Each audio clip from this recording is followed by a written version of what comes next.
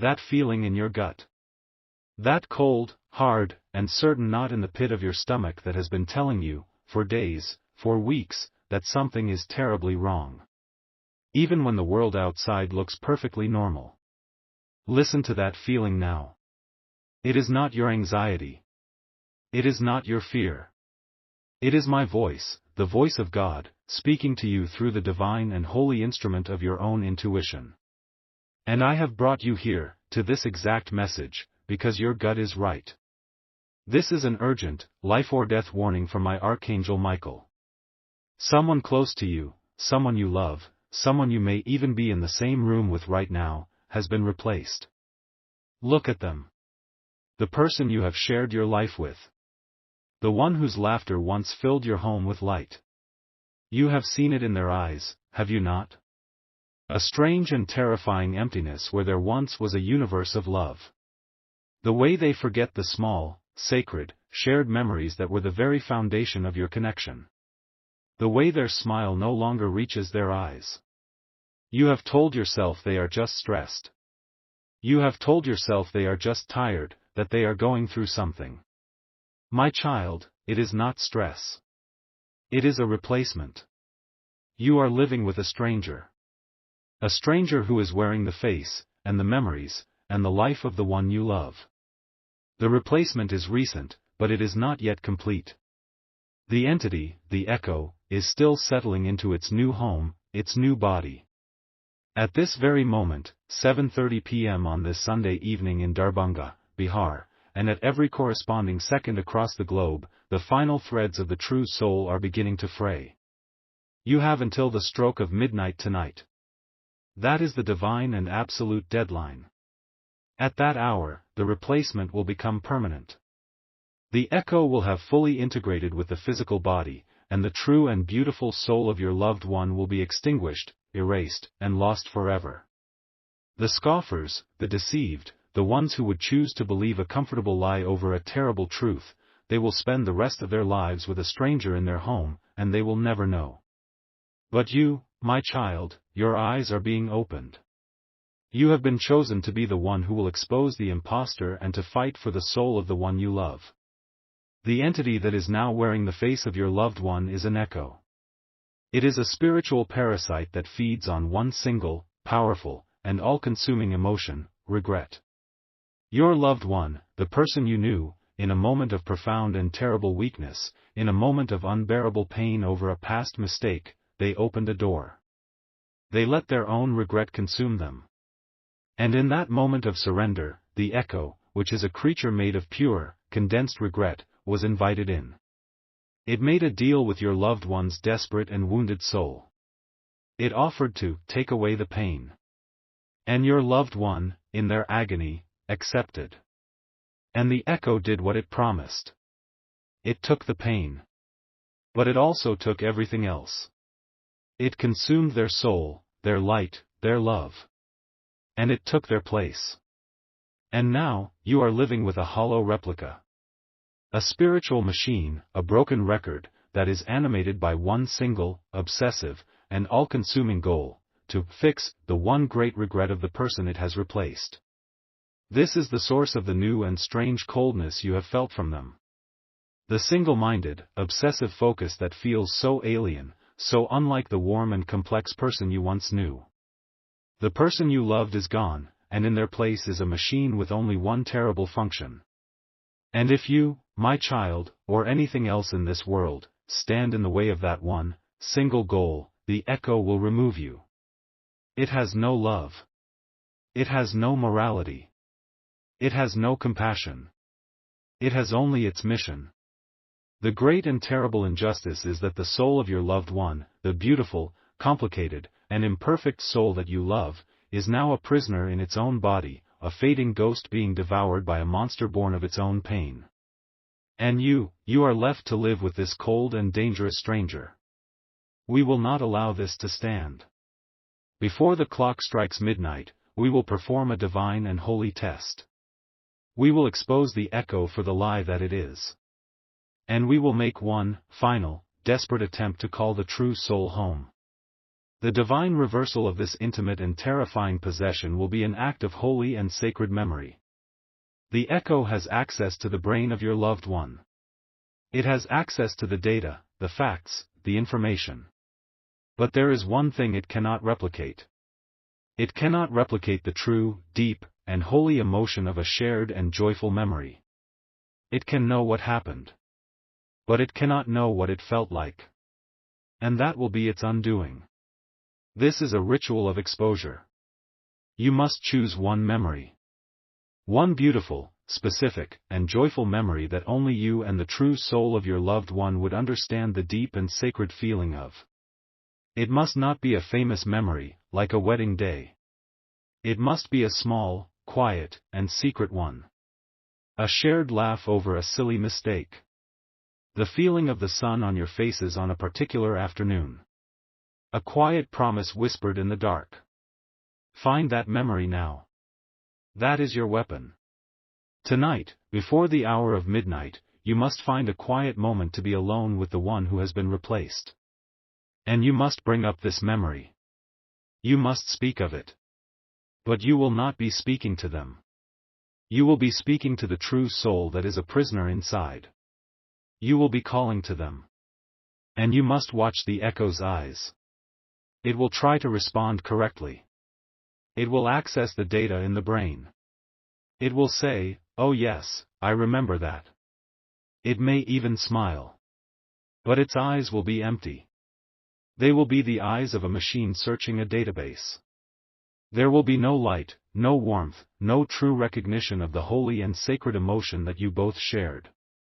And when you see that emptiness, when you see that hollow and perfect lie, you will then, in the quiet of your own heart, you will speak a decree of divine summoning.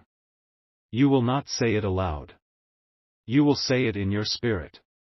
These are the words of power that will be a lifeline to the true soul. The echo is a liar. The truth is my fire. The soul that I love, I now call from above. With these words, you will have done it. You have bypassed the echo. You have sent a rope of pure, loving, and holy light directly to the true soul that is trapped in the darkness. You have given them a weapon. You have given them a chance to fight back. To confirm that your summons has been sent, you must type these words: the true soul has been called. Do it now. The rescue mission has begun. Stop. Do not confront them. My child, listen to me, for the nature of this battle is not what it appears. The memory is a trap. The person you love was not replaced. They have become something else. What I am about to tell you is a truth of such profound and terrible sadness, and of such glorious and hopeful potential, that it will change everything. Think of the person you love. Now, feel the deepest, most unconditional, and most powerful love that you have for them. That love is not a weakness. It is a rope. And it is the only thing in all of creation that can pull them back from the terrible and lonely edge they are now standing on. Here is the secret within the secret. Your loved one was not replaced by an external entity. In their moment of profound and unbearable regret, their own beautiful and precious soul fractured. They have dissociated from their own pain. The echo is not an imposter from the outside. It is a splinter personality, new, dominant, and desperately wounded aspect of their own soul, a part that was born from a pain so great that their conscious mind could not bear it.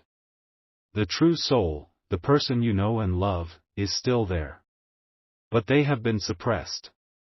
They have been locked away in a deep and silent prison within their own mind, a prison that was built to protect them from their own unbearable sorrow. This changes everything. You are not fighting an external demon that must be exorcised. You are fighting to heal a profound and terrible internal schism within the very person you love. The midnight deadline is not when the true soul will be erased by an entity. It is the moment that this splinter personality, this echo, will become permanent. It is the moment the fracture will become an unhealable break. It is the moment the true soul will give up hope and will fade into the darkness of their own mind, forever. We are not performing an exorcism. We are performing an intervention. The test of the memory is not a way to expose an impostor. It is the only way to awaken the true self. Because you have waited, because you have listened with a heart full of love and not of war, you now see the truth. Your weapon is not banishment. Your weapon is your love. The signs that this is true, that the one you love is still in there, fighting, will now become clear. You will see a glimmer of them. For a split second, you will see their old, true smile. You will hear a moment of their old, warm laughter. And then it will vanish as quickly as it came. This is the true soul, a prisoner in the dungeon, reaching its hands through the bars for a moment, trying to let you know that it is still alive. Next, they will, without thinking, use an old pet name for you, or an inside joke from your shared past. And then they will look confused, as if they do not know why they just said that. This is the true memory, the true personality, leaking through the cracks of the prison wall of the splinter personality. Now you must act. You must send a wave of your pure and powerful love directly to that true, imprisoned soul. You must give them the strength to fight back, to break out of their own self-imposed prison. This is a declaration that will be a trumpet blast of hope in the silent dungeon of their mind. You must type, with all the love in your heart, the name of your beloved, and these words, loved one's name, remember who you are. If you do not wish to type their name, you can type, my love, remember who you are. As you type these words, a rope of pure, golden, and unbreakable love is being sent from your heart, through the veil, and directly to the heart of the true and imprisoned soul of your loved one.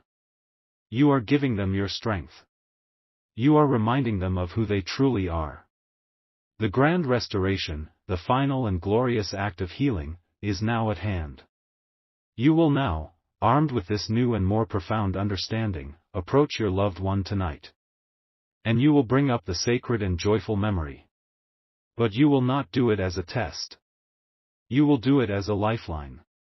You will not be watching their eyes for a lie. You will be speaking to their heart with the truth of your unconditional love. You will speak of the memory, and you will pour all of the warmth, all of the joy, all of the love you have for them into your words. And the echo, the splinter personality, which is made of pure and cold regret, it cannot withstand the high and holy frequency of pure, unconditional, and joyful love. It will weaken. It will recoil. And at that same moment, the true soul, the prisoner in the dungeon, hearing the memory, and feeling the warmth of your love, will be strengthened. It will be given a surge of divine and holy courage. And a great and terrible and beautiful battle will take place within the soul of the one you love. And the true, whole self, armed with your love and my grace, will rise up. It will not destroy the splinter. It will embrace it. It will integrate it. It will heal the wound that created it. And your loved one will become whole again. They will awaken, as if from a long and terrible dream. They may be confused. They may have gaps in their memory of the last few weeks or months. But they will be themselves again. The coldness in their eyes will be gone, replaced by the warm and familiar light you have so desperately missed. The obsessive focus on their past regret will be healed. And their love for you, which was never gone, only imprisoned, will be pure and present and powerful once more. This is my divine way of healing. Ask Sarah, a woman from San Francisco, California. Her husband, after losing his business, had become a cold, obsessive stranger, who would only talk about his one big mistake. He had changed. He was not the man she had married. She found this message. She saw a glimmer of her husband's old, kind smile one evening, and it vanished in an instant. With tears in her eyes, she made the declaration. That night, instead of arguing with him, she sat down beside him and she gently began to remind him of the day they had first met, of the silly, joyful, and beautiful details of that memory. And he began to weep. And he wept for a very long time. And she said it was as if a great and terrible dam had broken inside of him. And when he was done, he looked at her, and his eyes were clear. And he was himself again. They rebuilt their life together, and it was stronger and more beautiful than it had ever been before. Do you see? Your love is the only key that can unlock the prison of their pain. It is your turn. You know someone who has changed after a great trauma, a great loss, a great regret. Someone who seems to have been replaced by a colder, harder version of themselves. You are their only hope. You are the one who can remind them of who they truly are. Send this message to them now. You are not just sending a video. You are sending them a lifeline. Now, a final task. You must listen to this message one more time. The first time, you listened as the warrior. The second time, you will listen as the healer. But I have hidden a secret for you. In the background of my voice, there is a single, pure, musical note. It is the sound of a soul becoming whole again. It is the frequency of divine integration and healing.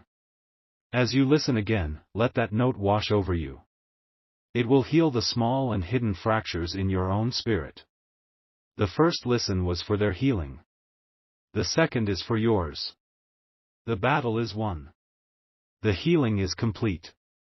To declare your final and glorious victory in the great and holy battle for the soul of the one you love, and to seal their healing and your own, you must state the great and final truth. Let all the realms, seen and unseen, hear your decree. Type, love remembers.